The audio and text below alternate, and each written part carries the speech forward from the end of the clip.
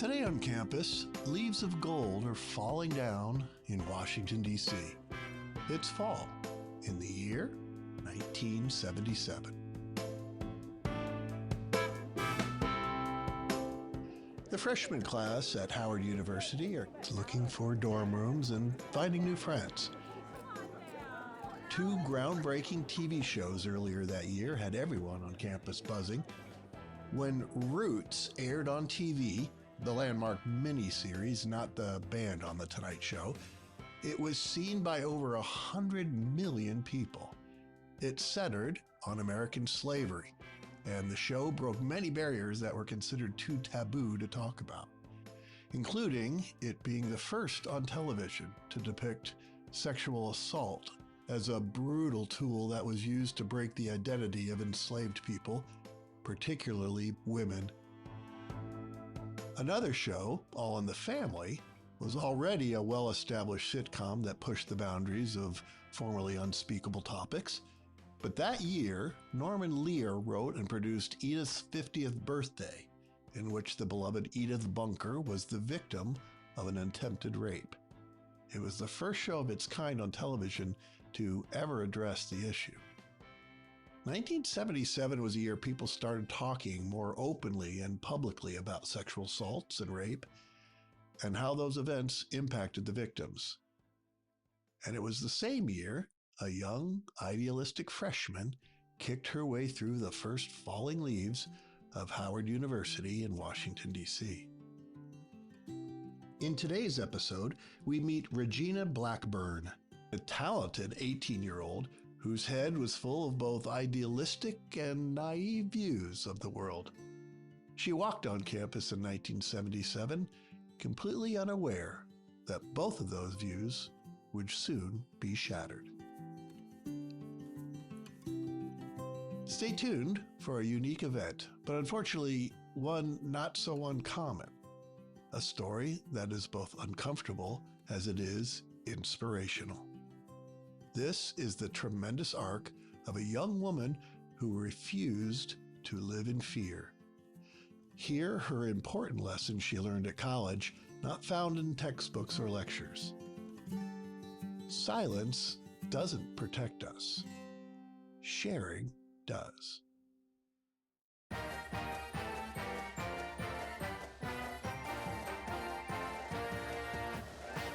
This is Once in College. I'm Pete Griffith.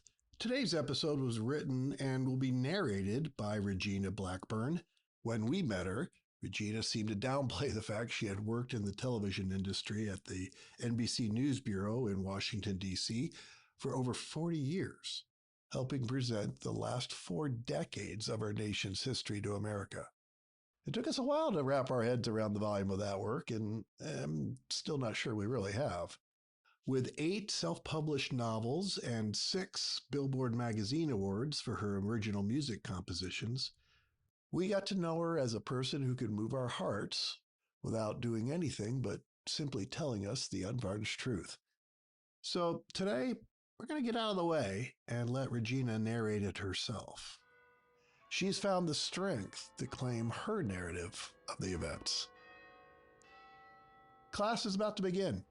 Here's Regina Blackburn's true story in her own voice from her time once in college.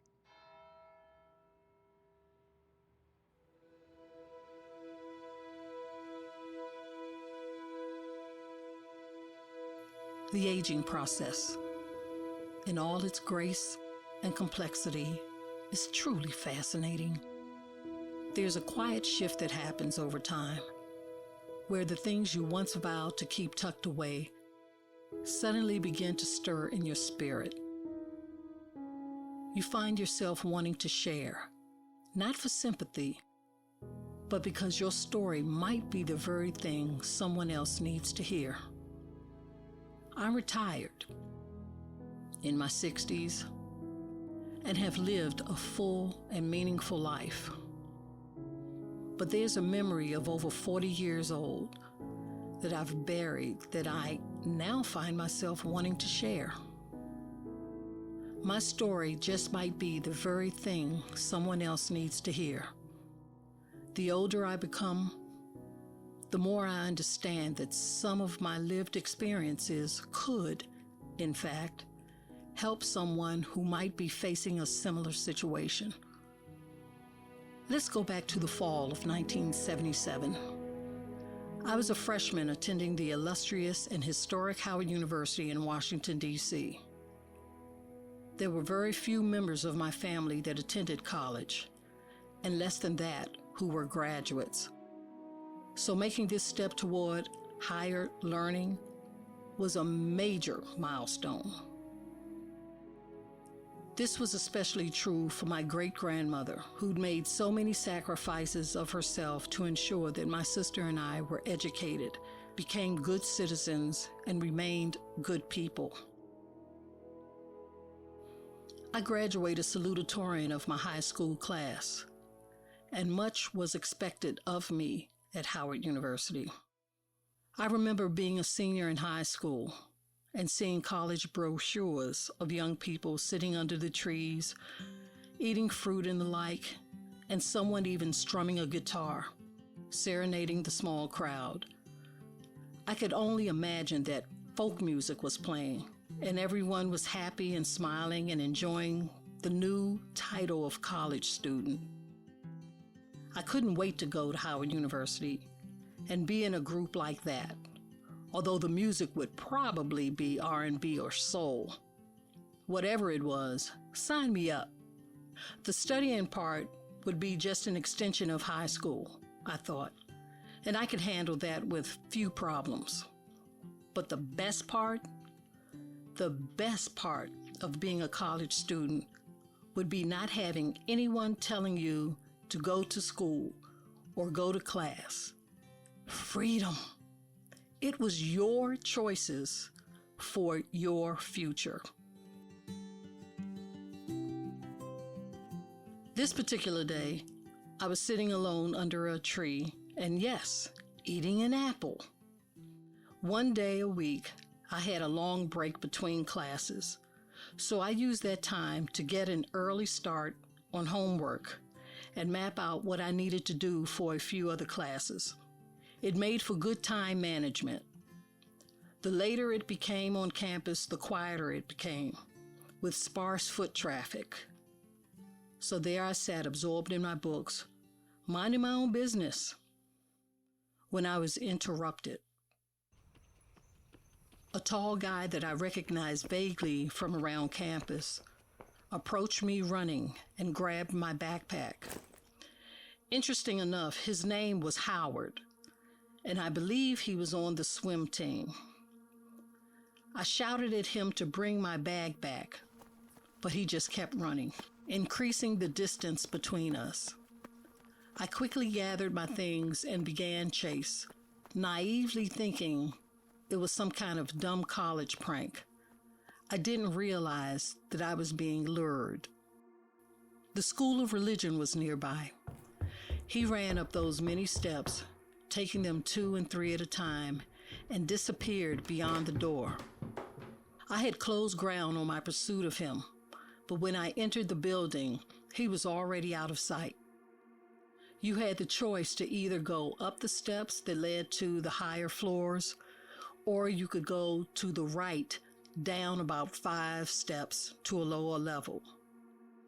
I then spotted my army green bag swinging from his hand, just inside a classroom on the lower floor.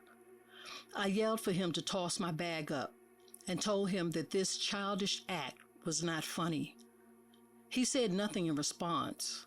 He never showed his face or the rest of his body, but merely had his arm extended out of the classroom with my bag in his hand, swinging it to and fro.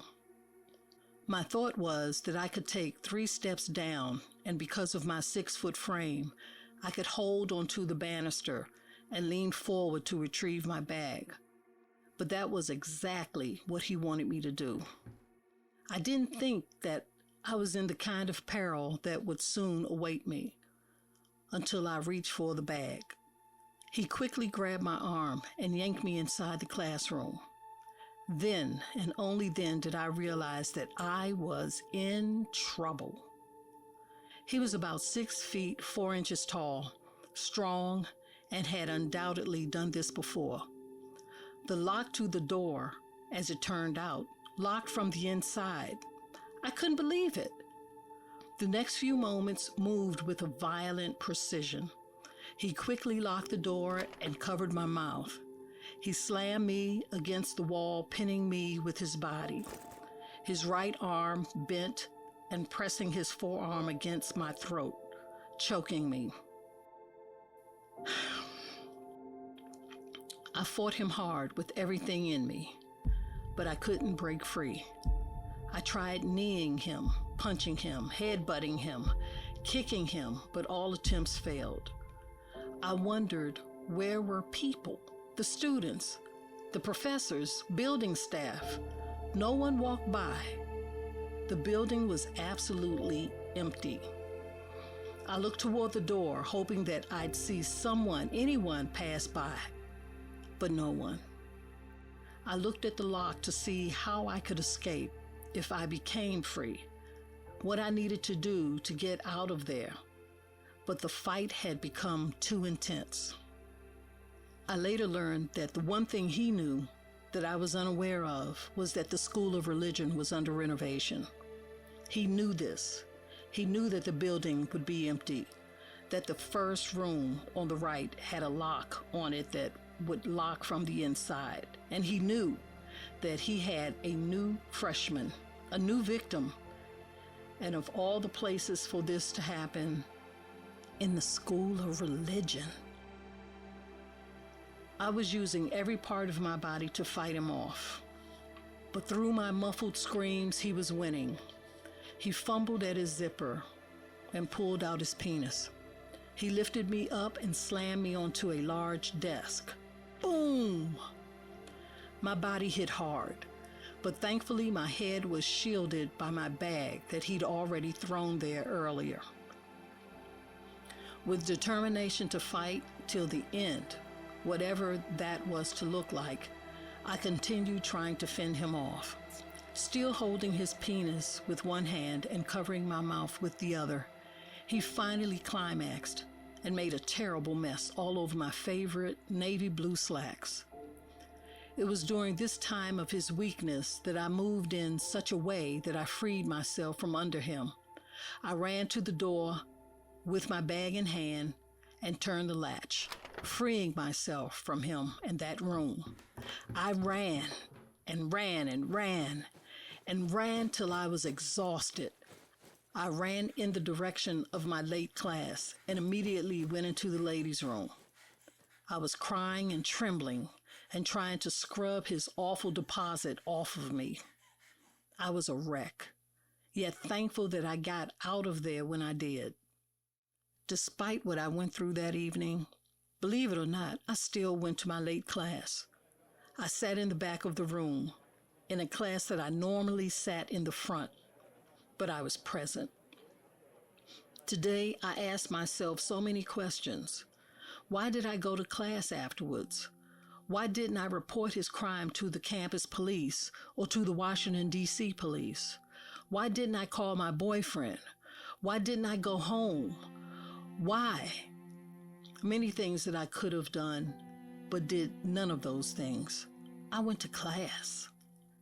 I can only think that during this traumatic experience, I felt shame, as though I did something wrong. In my young mind, I sat in that classroom trying to hold on to a sliver of normalcy, of control. I thought of my great-grandmother and not wanting to disappoint her by getting derailed from my education, getting into trouble. I never told her or my family members, and only very few people. That night, I did tell my boyfriend at the time, who was a student at another college. To his credit, he didn't go to school for a week and accompanied me to every class I went to, waiting for me outside of each classroom to walk me to the next. He saw that I was changed and was hoping that I would see the guy and let him handle it, let him defend my honor. Honestly, I did see him once during that week. He was in a crowd of about 15 other guys. My boyfriend knew immediately that I saw him because I stared into the crowd of guys, shaking. My boyfriend began yelling at me to identify him, but I didn't, and pleaded with him for us to walk on. I was afraid, not just for me, but for my boyfriend. I imagined him getting jumped, arrested, or worse. I imagined my name on the front page of the campus newspaper and be the girl that everyone whispered about and pointed at for the rest of my time at Howard. So I said nothing. The fear of what would follow, the fight, the fallout, the shame. Surprisingly, after that day, I never saw Howard, the attempted rapist, again for the remainder of my life at Howard University. Make no mistake about it, that day changed me. I developed an intense interest in guns, weaponry, safety, defense, security, and protection. I became keenly aware of my surroundings, but refused to live in fear. I better understood that you can't tell the bad people by just looking at a person. Because of that day, I have almost no memories of my college life. My priorities became studying, internships, securing a good job in my field, and to be successful. So, despite this horrific encounter, I didn't let it break me. I won. I graduated from Howard University cum laude, receiving my BA degree. Within 3 months, I went to work at a top television network and remained there for 40 years. I traveled, I married, I owned property, and lived a great life. I know that I made my great-grandmother proud before she left this life, and I know that I didn't let that sick monster win. Maybe someone will read this or listen to it and feel less alone. Maybe someone will see the strength in survival, in reclaiming your narrative. Silence doesn't protect us. Sharing does. And if you're listening to this, whether something like this has happened to you or to someone you love, know this: you are not alone, you are not to blame, and you can live a full and beautiful life beyond the trauma. The glass may be stained, and it may be cracked, but the glass didn't break. Hey, did you hear that? That was me exhaling.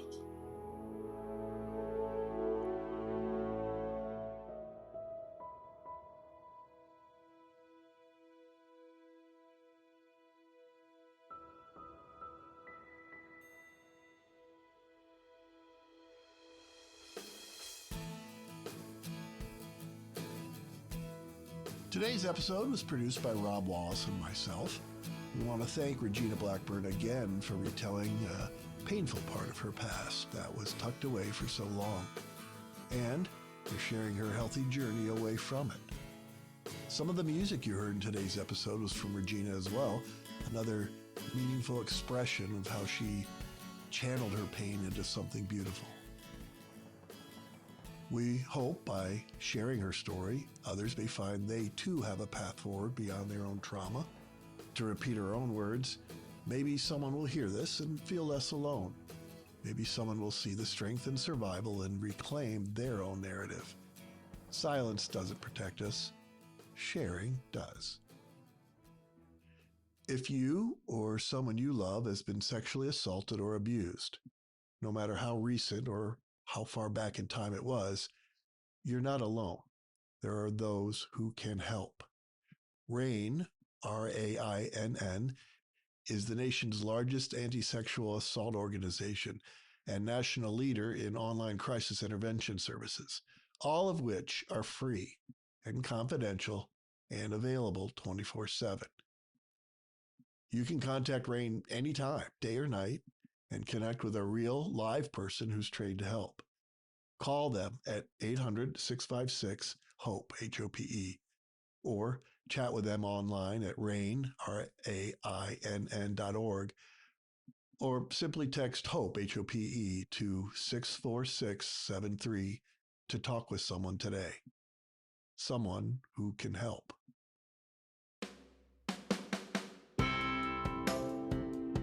Do you have an event or an experience in college that shaped your life? We'd love to talk with you about it. We're looking to share other stories that may have occurred outside of a class or lecture, but still taught us some of life's most meaningful lessons. Your story doesn't have to be tragic. It can be downright pant-wettingly funny, as many of our stories in our other episodes are. Finally, if you've had any reaction to this or any other episode in our podcast, let us know. The feedback helps us shape and structure what we produce. Until then, I'm Pete Griffith, back next week with more stories like this, all from a time once in college.